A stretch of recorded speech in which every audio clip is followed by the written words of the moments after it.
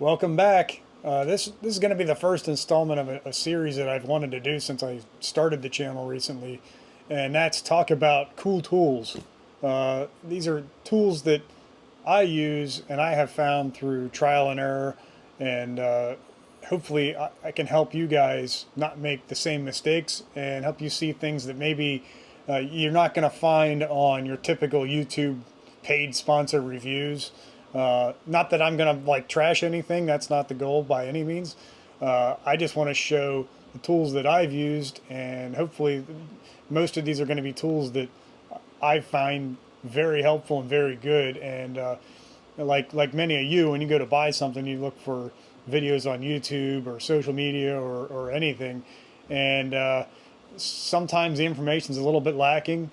Sometimes the content there is kind of canned.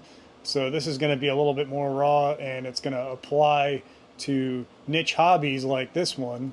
And hopefully maybe somebody watching this who isn't necessarily into pinball might learn something for their own niche hobby that hasn't been apparent in the past. So follow along here. This week we're going to start out with my custom Harbor Freight workbench that I built, and there'll be some more installments featuring the Harbor Freight toolboxes like the one behind me in the future. As long as you like the initial one, I'm going to keep going with these, and I have quite a few other shop tools that I want to talk about.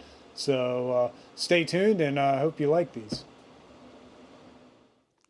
So this is my Harbor Freight base work center. As you can see, we've got a Series 3 US General 27-inch roller cabinet, and we have the 14-inch side cabinet hung on there. And I just took the wheels off and I mounted it on some 2x4s on the floor. I just made a box frame and set it right on there because I don't want it to move.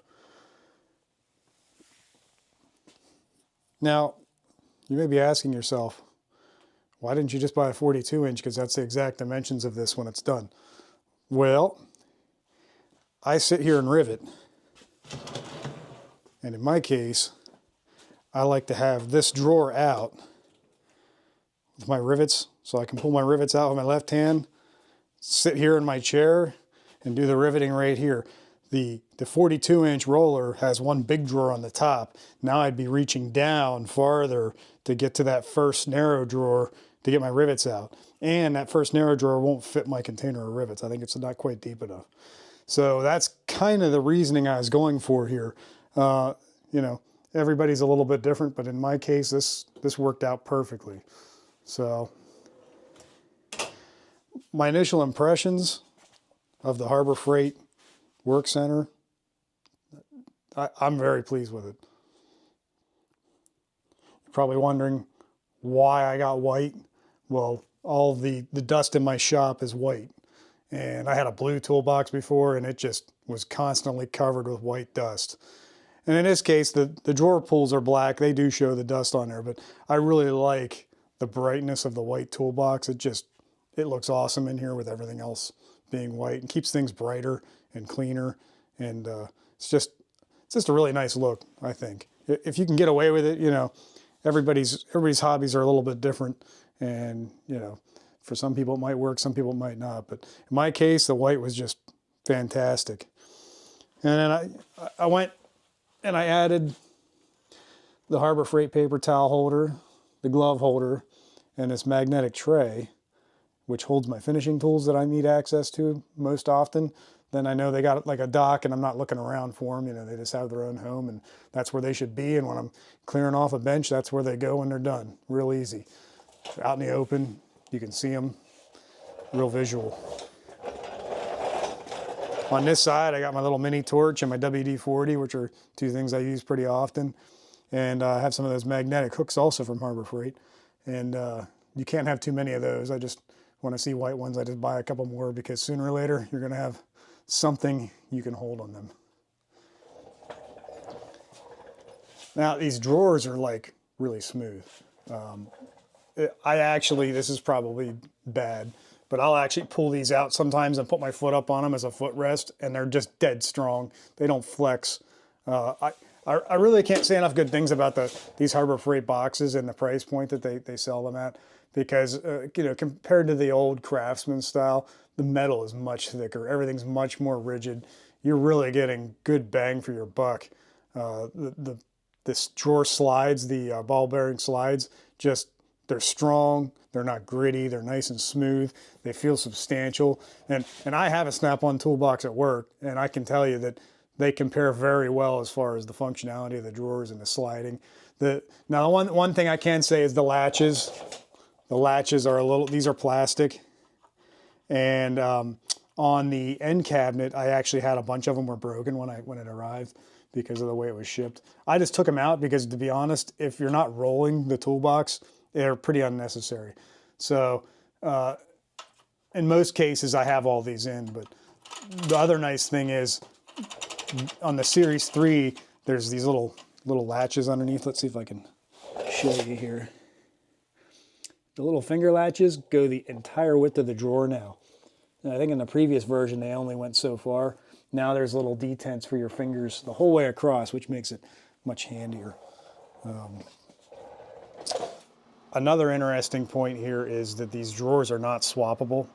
I don't know if I've seen this anywhere on the internet, but see this latch here? It's at the bottom part of the drawer. And back here in the back, you see the square receiver in the lock bar. If you look, that's a skinny drawer, and then we go to a deeper drawer again. The spacing is off. So you can only have the skinny drawers where they come. I know, like your more expensive boxes, the bars are all evenly spaced and you can swap things around. On this box, you cannot do that. So just keep that in mind. If you have a specific drawer arrangement you're going for, you're not going to be able to do that on the Harbor Freight box. Now, in this drawer, these are like drawer organizers from Rockler. And I think they stopped making them, so that was kind of a bummer because I had one nice drawer set up with them. And, you know, you can take these trays out and take them right to where you're working. You know, if I'm riveting, I just put them up here and work out of them. They had this like plasticky rubber material that, you know, you can index these things and arrange them accordingly. They're a little expensive for what they are, but I did like them a lot. So now that those aren't really available the last time I checked or when I put this box together, I went with the more utilitarian solution, and I printed out with my 3D printer Gridfinity boxes, which I think are actually nicer than the Rockler boxes at the end of the day. You can make these bins any size you want. They're fully configurable, depth, height. You can put dividers in them, and then you print these grids out that you can lay in your drawer. And now, when you open the drawer, they stay put. You know, they don't go sliding around. Again, you can pull these out, put them up here, use them, put them back, and you're not pigeonholed into one specific drawer layout. You can constantly change as you change. As what you're doing is changing, you need different size bins, you just print another bin out, you know. I actually have a whole container just kind of full of different sizes of these bins just sitting here ready to go, should I need one, you know. And they're just, the Gridfinity is pretty awesome. It's all open source if you're not familiar with it. If you go on Google and just Google Gridfinity, a lot of your 3D print download pages have configurators you can download and all different accessories, whole different things. I just stuck with the basic bins. That's all I really need. I think when you get into the specialty tool holders and stuff, they wind up wasting way more space.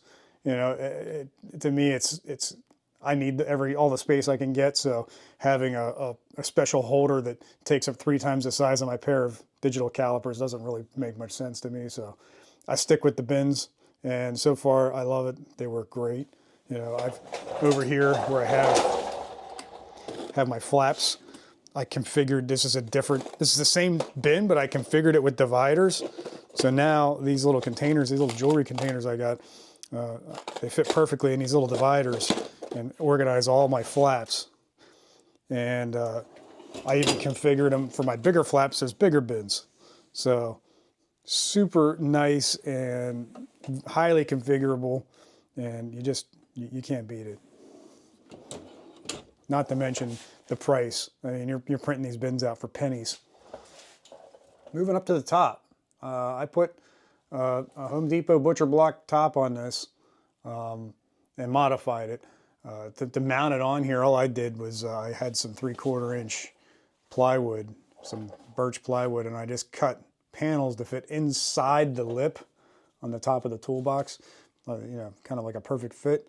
And then I just screwed those, once I got the location of them, I screwed those to the butcher block top. So if necessary, I could just pop that top off. I didn't have to drill holes in my toolbox or anything. It stays nice and secure. It's not going anywhere. And then on the top, I routed out slots for T-slots. These T-track pieces I actually screwed, and then I Gorilla Glued them in as well, so that they wouldn't have any ability to pull up if I'm clamping something down and putting any kind of force on it. So I really like those for the most part. When I'm riveting, I'll just like put a handful of rivets here, and sure enough, they always fall in the track. You know, it just seems like more wind up in the track than anywhere else. So that's one little downside, but that's like really specific to what I do. Their usefulness outweighs that. It's minor annoyance. Now, the nice thing about this T-track is it's just super universal. You know, I have just a thumb screw and one T-nut slotted into here, so I can tighten that down, and then anywhere I want, depending on what I'm working on. And then I just put one of these clamps on, you know, and I can just clamp right here. And, you know, that quick I can move this out of the way. I can come down here and use my vise. Now, I know if this isn't going to work for a lot of people. This isn't for heavy duty work. This is for the hobbyist and light duty work. But I don't really want a vise permanently mounted here. So, because it's in the way. Sometimes I just need a clear top, and obstructions are a pain. So I want to keep myself flexible. So what I'll do, you know, I'll flip this around, put this on here, clamp this vise in place, and now I mean, it's sturdy. I can hacksaw a piece of threaded rod or something, or, you know, it's just nice and flexible. And then when I'm done with that, just pop these off, put this over here, go over here to my mini press brake.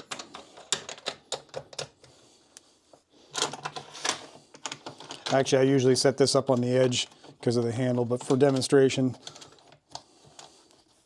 Now this is clamped down, and I can use this. And again, I don't need to have things permanently set up on the top. I can just quickly go to what I need to do and move on. Now, another thing I did right above the bench here, I have all my drills and power tools hanging directly above where I'm working. You're probably looking at this saying, why do you need so many drills and all the same thing? Well, everything's a little bit different, and not everything gets used all the time, but I can tell you that the two 12-volt drills, I'm constantly drilling holes in ramps. You know, my sander, these 1/4 inch drive lightweight drills just for applying hardware. I want them right where I'm using them. And I hate having that kind of thing in drawers, in cabinets above, which I have cabinets up here also. I hate that. I need them right here. I want to use it. Bang, bang, bang. Back up in there. We're good. You know, it's out of the way, off the tabletop, easily accessible. I'll probably do another little video on this later, on specifically this rack. You know, it's just a cheapie off of Amazon. And I'm also want to do one on different power tools and why I chose what I chose. You'll see a lot of 12-volt stuff here, and there's a reason for that. And we'll get into that in another video in the future. But it's all these lessons have been learned over the years of doing this. Every 6 months or so, I go through my shop and like figure out what's working, what's not working for my flow, because I don't have much room at all. So I really need to be efficient on how I lay everything out, how it's used. If something's not being used, you know, adequately, or it's taking up space, or, you know, I got to reevaluate it every few months, and it just gets better and better as you go. So don't pigeonhole yourself into one idea that you're stuck with forever. Just constantly be on the lookout for ways you can make things work better for you, especially if you're tight on space like me. I wanted to give a little breakdown on what this whole thing cost, because it's not super cheap, but I think the functionality outweighs the cost. And as you can see, the roller cabinet is normally $3.99 at Harbor Freight, and the end cabinet is $2.79. Now, pretty much every holiday at Harbor Freight you can get 20% off of one item. So right there, between those two, you can save about 130 bucks if you buy them during holiday sales. Sometimes inside track they're even more than 20% off if you remember. So keep that in mind. So that skews this just a little bit. The butcher block top is $202 at my local Home Depot. Your pricing may vary. You may find something cheaper at Lowe's even. That seems to be a regional thing. And you might have like non-big box store places to find a butcher block top. That varies widely. The T-Tracks, you can get 4-foot T-Tracks on Amazon, 2 pieces for 27 bucks. The base is just, I use 3 2x4 8-footers and just made a little, put some cross braces in where the boxes meet up, and then 2 end pieces. So that's $12. So the whole Workbench total before any discounts is $919. Like I said, you can get that down under $800 if you buy everything on sale at Harbor Freight. And then the accessories, the paper towel holder is $14, the magnetic tray is $14, the can holder is $14, glove holder is $15. Again, you can get all those at 20% off too on the holiday sales at Harbor Freight. So, and this is going to vary from person to person, but I figured I'd throw them in there. Under 60 bucks for those 4 accessories. So, not cheap, not super expensive, but I think this is something when you buy it, you'll have it the rest of your life if you want to, and I have no qualms about it lasting that long and holding up over time. So it's one of those buy once, cry once scenarios. Overall, I'm very pleased with the US General Series 3 boxes. I don't think there's anything out there that compares in the value and the quality at this point. I really don't know how they sell these and make money at it, because they're very heavy. They're very well built, and it's just, to me, it's a no-brainer. I know some people, they really want USA made stuff, and it's out there, but you're going to pay 5 times or more, than what one of these is going for, and it's just not practical for most people. So, again, I'm super happy, and I don't think you can go wrong with these. Again, Harbor Freight hasn't paid me anything. Nobody's given me any kickbacks. This is just me being a happy customer and appreciating what they have done for the homeowner, the hobbyist, the shade tree mechanic. I think this is a great thing, and that's about it. I think on another video I'm going to show you the big work center to the left of me and how I use that uniquely. It's not your typical mechanical setup for automotive mechanic or something like that. It's quite different, but it's quite useful for my specific situation. So look for that in an upcoming video. If you like these videos, give me some feedback and let me know what you think. And I think I'm going to do some more of these going forward, and just sharing things that I've learned, and hopefully things that'll help you learn and maybe apply it to your niche hobby as well. So until next time, we'll catch you later, and thanks for tuning in, and hopefully you'll like and subscribe to these so you can keep getting them whenever they come out, and we'll see you next time.